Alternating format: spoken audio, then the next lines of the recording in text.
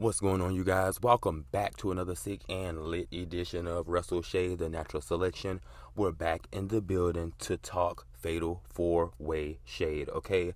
A lot of you guys already know that Bayley has won the Fatal 4-Way match from our previous episode of SmackDown on Friday in Portland, Oregon, okay? This match definitely was tea, but I think there are a few things that happened during this match that need to be investigated. Prayer. Let's get into the shade.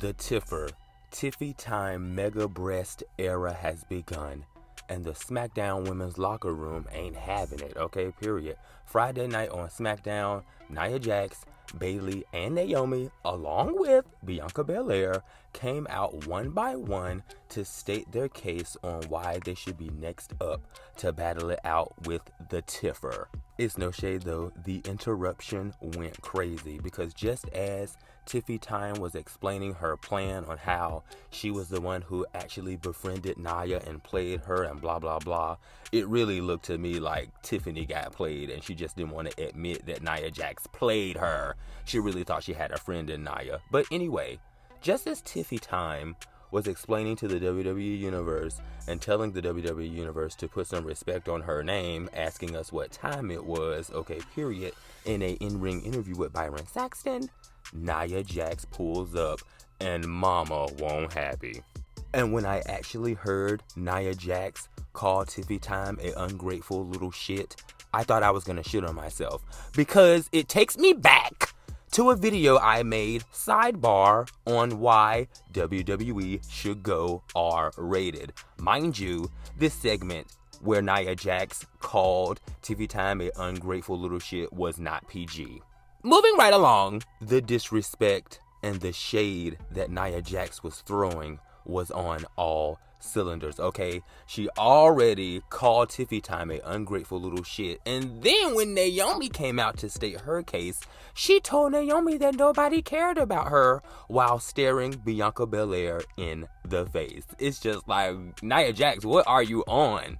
Don't get me wrong, I like it, but girl, pipe down a little bit, please. But honestly though, that's what Nia Jax gets because all of that shade being thrown resulted in hands being thrown, okay, period. And you could tell Naomi was just about to get into her little portion on the mic when she said, nah, don't play me like that. And before Naomi could get the next statement out of her mouth, it looked to me as if Nia Jax headbutted Naomi and Bianca at the same time as Bianca tried to step in to diffuse the shade between Nia and Naomi. And that's why Nia Jax's ass got jumped, okay? Okay, Bayley, Bianca, and Naomi worked Nia Jax's ass in that ring. And then here go Tiffy Time trying to take advantage of the moment, which I don't really blame her, but girl, anyway. She did a moonsault off the top rope, okay? Girl.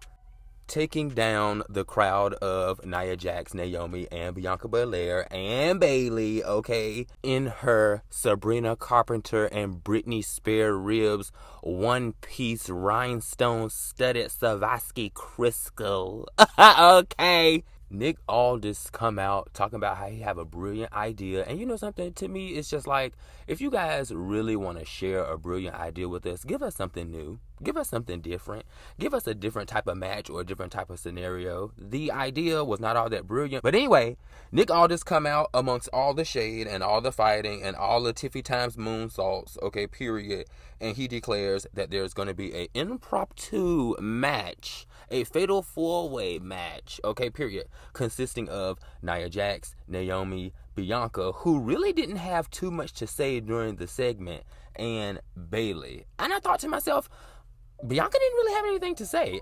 She's just there in support of Naomi. She don't look like she's chasing behind. She's not worried about Tiffy Time and the belt. Okay, she got her goal right now. And she's, pretty much just worried about Jade and waiting until Jade get back. So we're assuming. The match was a dope match. I have to give the ladies their props. I have to give the ladies their respect and their flowers. This match was cute, okay? Naomi is showing up to the plate. She's stepping up to the plate. I really feel like she's getting better and she's doing better. And ever since that TNA run, mother have points to prove. And she got to prove them, and she better prove them. Because, you know, a lot of people talk shit about Naomi, but that's in another video. But anyway, the match was cute. We all know Bayley won, capitalizing off the moment, hitting Naomi in her purple wig with a rose plant in the middle of the ring. God, today, how embarrassing. And so, we're here. Bayley has won. Tiffy still has her belt, and you know, she's sitting at the top of the mountain. Nia Jax is sour and feeling played, okay? Bianca is just in the mist, and Naomi somehow has still been played through this whole entire scenario. Like I said, they're always playing Naomi. But let's get into some things that happened during the match that I think need to be explored, bitch. Okay, period. First up, the fact that these fatal four-ways are no disqualification and Candice LeRae is just always in the mix, pulling on Bianca's braid. Girl, it's just like, okay, Candice, you came out to help Nia, yes indeed, but you got all of this smoke for Tiffy, and you be talking about Tiffy behind her back. It's like, girl, why didn't you run out and attack Tiffany? Inquiring minds want to know. Okay, period. Like, just go off the rails. Really be of use. Okay, period. Like, you came out. Yes, it's no disqualification. Yes, it's a fatal four-way. But you get in the way of Bianca and Naomi. And I just feel like every match that Naomi has been in for at least the past 4 to 5 weeks, somebody has interfered, costing her the match. Whether it's Candice LeRae, whether it's Tiffy, whether it's Nia, whether... girl, it's just really, really aggravating. Candice, go sit down somewhere. Next up, Naomi and Bayley come out sporting purple hair. Now, I know a lot of you out there in the WWE universe and the wrestling community will say that this don't really mean anything. But my perspective, bitch, period, I'm looking at the gear. I'm looking at the hair.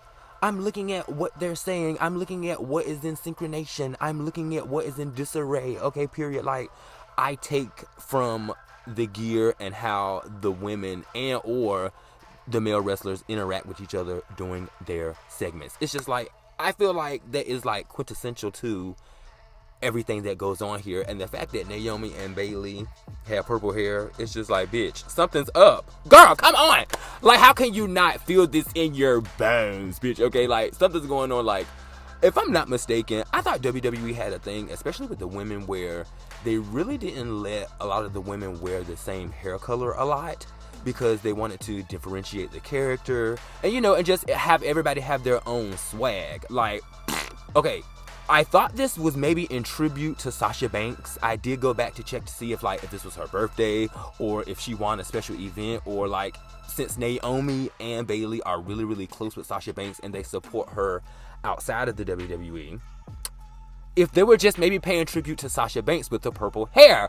But yeah, I couldn't find anything. So it's just like, okay, so you mean to tell me Naomi pull up to work with her purple hair and creative see her purple hair, and then Bayley pull up to work and it's just like, oh, okay, girl, you got purple hair too. I didn't know you was doing purple tonight.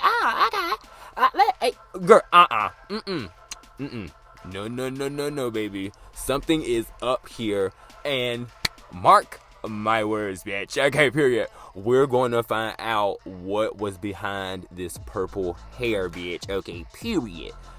Next up, Naomi and Bianca in the ring, face to face. Now, I know all of you know we get these moments within wrestling, you know, when we have these tag teams and we form these duos, but yet it's something lingering on the back end and they have a little beef.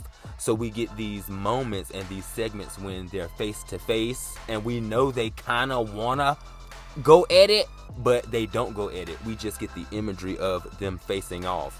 And bitch, we got that during this match. We got quite a few, but the one that counted for me was the one of Naomi and Bianca Belair. You could tell Bianca really didn't want to fight Naomi. You could tell Bianca looked and she was like, oh, that's my sis.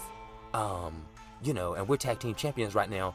Let's just attack somebody else. But Naomi, bitch, from what I got, when you looked at Naomi was ready to roll, bitch. She was like, okay, sis, we in this match. This what we got to do. Like, it was really odd. Anyway, like I said in the beginning, because I didn't think Nick Aldis was going to include Bianca Belair in the match. But he did, as if Bianca wanted Tiffany's belt as well. I mean, essentially she do, but like right now, in this scenario, I don't really think Bianca was paying Tiffany any mind. Anyway, we had the face-to-face moment between Naomi and Bianca.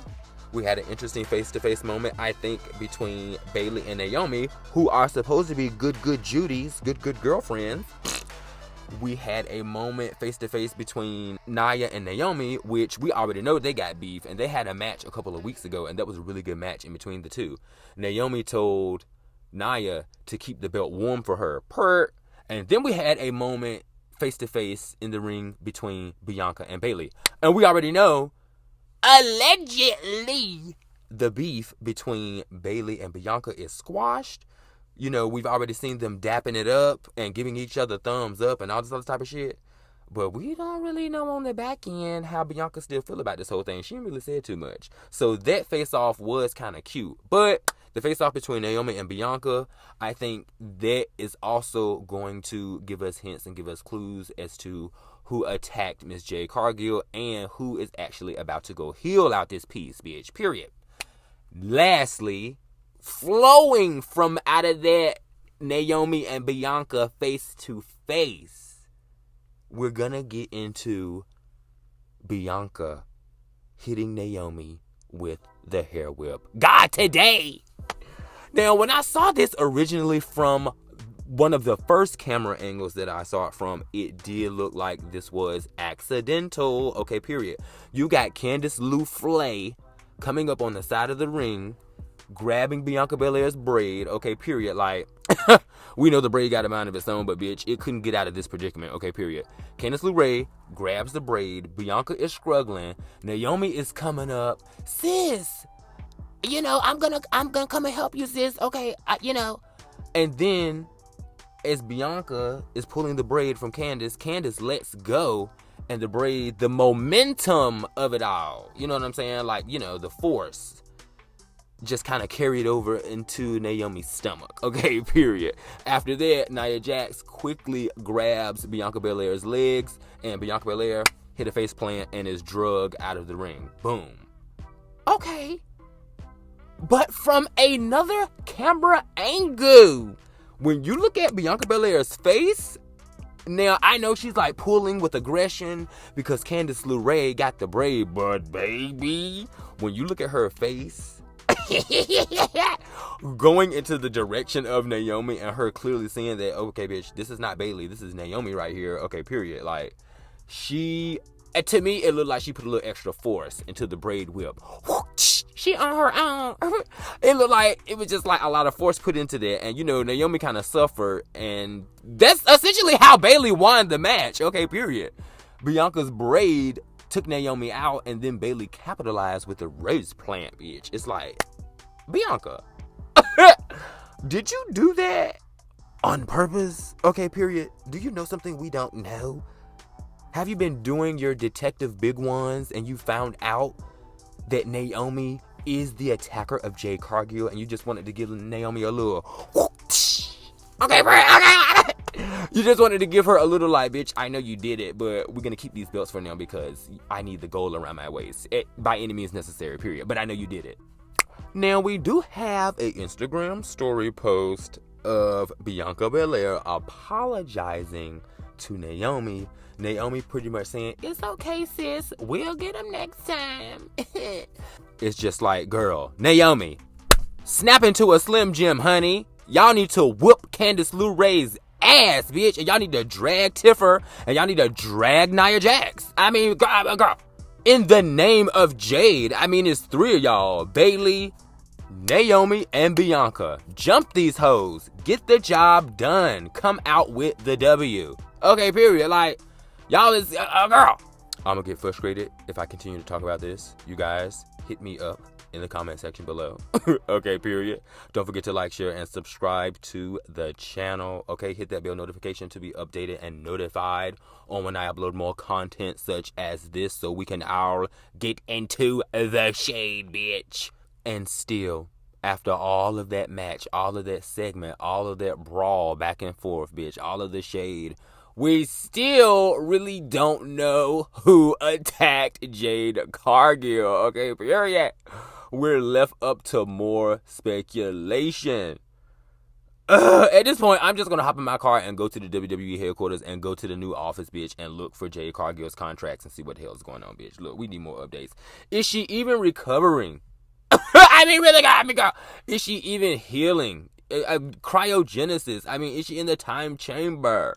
I mean, girl, what is got? Anyway, I'm out. Ooh, I'd have been down bad in them trenches, had to ride with that stick. Ooh, who gave you pills? Who gave that dust? Pluto Central.